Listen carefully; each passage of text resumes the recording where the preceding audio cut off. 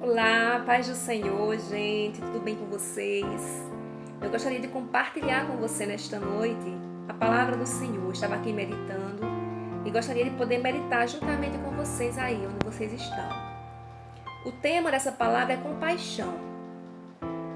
Compaixão. E eu gostaria de ler aqui alguns versículos do livro de Mateus, capítulo 9, versículo 35 e 36, que diz o seguinte: Jesus ia passando por todas as cidades e povoados, ensinando nas sinagogas, pregando as boas novas do reino e curando todas as enfermidades e doenças.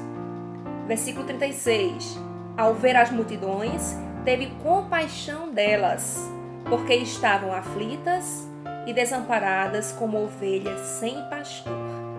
Gente, eu gostaria muito de falar sobre esse tema compaixão, porque nós estamos vivendo tempos difíceis. A própria palavra do Senhor já advertia, dizendo que no final dos tempos, o amor de muitos iria esfriar. E esse amor que viria a esfriar refere-se tanto ao amor a Deus, como ao amor ao próximo, porque os dois estão interligados. Se eu amo a Deus, consequentemente eu vou estar amando o meu próximo. Se eu não amo o meu próximo, é sinal de que eu não estou amando verdadeiramente a Deus. Nós vemos muitas pessoas que hoje dizem que amam a Deus, que creem em Deus, mas que não põem em prática a vontade de Deus, que não colocam em prática na sua vida aquilo que Deus quer para a vida delas. E o amor, na verdade, ele não deve ser apenas verbalizado, ele deve ser praticado. A palavra compaixão, no dicionário online de português, significa sentimento de pesar, de tristeza, causado pela tragédia alheia. É quando a gente vê alguém sofrendo e a gente fica triste com aquilo, e essa tristeza nos leva a um movimento, a uma ação para poder ajudar aquela pessoa. Isso é compaixão. Nós vemos também algumas palavras que são sinônimos de compaixão, ou seja, palavras que têm o mesmo significado da palavra compaixão, como por exemplo, beneficência, comiseração, ajuda, altruísmo, amparo, auxílio, empatia. Também vemos algumas palavras que são antônimas, palavras contrárias do sentido de compaixão, como indiferença, frieza, insensibilidade, apatia, desatenção, distanciamento e descompaixão. Então, queridos, nós estamos vivendo esses dias onde nós podemos observar muitas vezes falta de compaixão, falta de amor ao próximo. Muitas vezes até vemos presente essa ação no falar, no que as pessoas falam. Mas será que está presente nas ações? Será que está presente na prática de vida?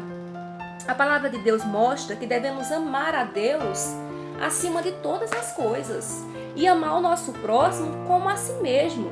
Então, se eu amo o meu próximo como a mim mesmo, eu vou querer para a vida dele aquilo que eu quero para a minha. Eu também não vou querer para a vida dele aquilo que eu não quero para a minha. E eu vou ajudá-lo da mesma forma que eu gostaria de ser ajudada se eu estivesse na condição dele, na posição dele, diante daquilo que ele está vivendo. Vemos nesses versículos que o próprio Jesus deu o maior exemplo de compaixão.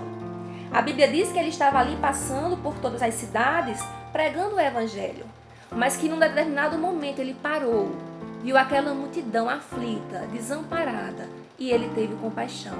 Então Jesus, ele colocava em prática aquilo que ele pregava. Ele colocava em prática o amor de Deus que ele tanto ensinava nas sinagogas e nas cidades ali onde ele passava. Podemos observar que Jesus, ele colocava em ação o amor que ele falava, o amor que ele ensinava. E no livro de Tiago, capítulo 2, versículo 8, está escrito assim: se de fato obedecerem à lei do reino encontrada na Escritura, que diz, ame o seu próximo como a si mesmo, estarão agindo corretamente. Em João capítulo 15, versículo 12, Jesus disse, o meu mandamento é este, amem-se uns aos outros como eu os amei. Em 1 João capítulo 4, versículo 7 e 8, está escrito, amados, amemos uns aos outros, pois o amor procede de Deus. Aquele que ama é nascido de Deus e conhece a Deus. Quem não ama, não conhece a Deus. Sabe por quê? Porque Deus é amor. Em 1 João, capítulo 3, versículo 16, diz, nisto conhecemos o que é o amor. Jesus Cristo deu a sua vida por nós. E devemos dar a nossa vida por nossos irmãos. Sendo assim, devemos seguir o exemplo de Jesus Cristo. O maior exemplo veio dele.